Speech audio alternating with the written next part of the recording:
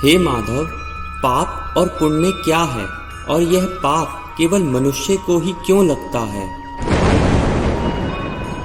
हे पार्थ, मृत्यु के बाद जब एक आत्मा अपने शरीर को छोड़कर जाती है तो उसके पिछले जन्म के संस्कार, अच्छे और बुरे कर्मों का लेखा जोखा और उसका प्रारब्ध सूक्ष्म रूप से उसके साथ ही जाते हैं।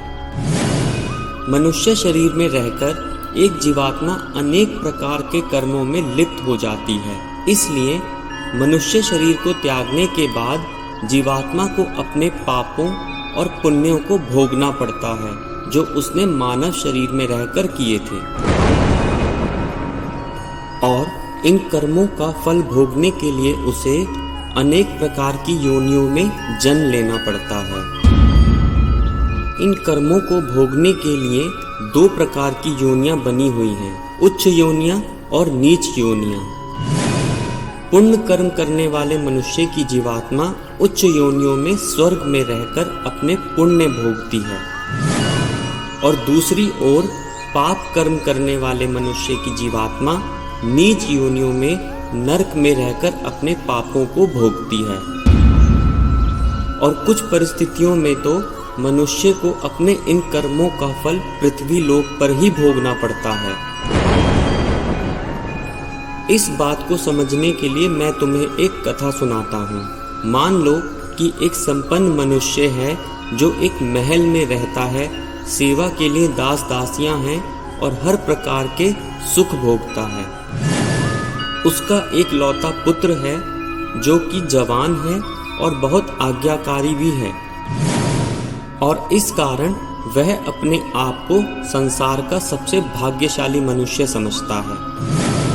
किंतु एक दिन उसका एक लौता पुत्र किसी दुर्घटना के कारण मारा जाता है और उसके ऊपर दुखों का पहाड़ टूट पड़ता है,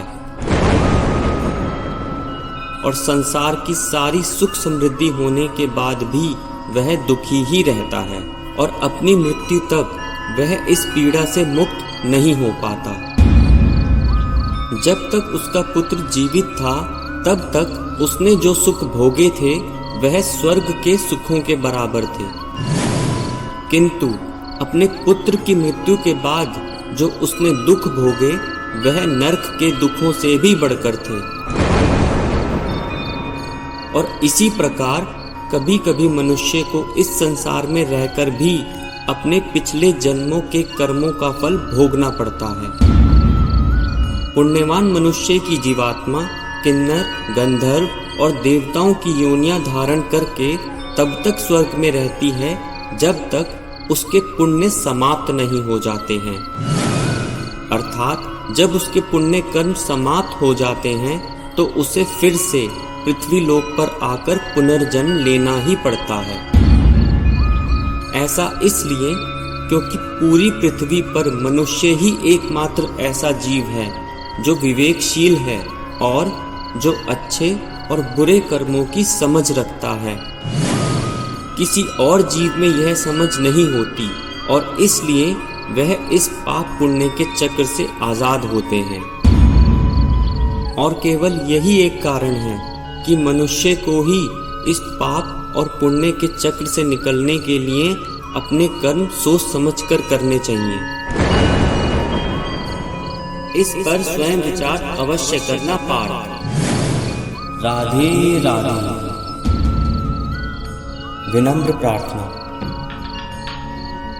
और ज्ञान पाने के लिए हमारे चैनल को सब्सक्राइब अवश्य करें और बेल आइकन दबा के ऑल सेलेक्ट करें।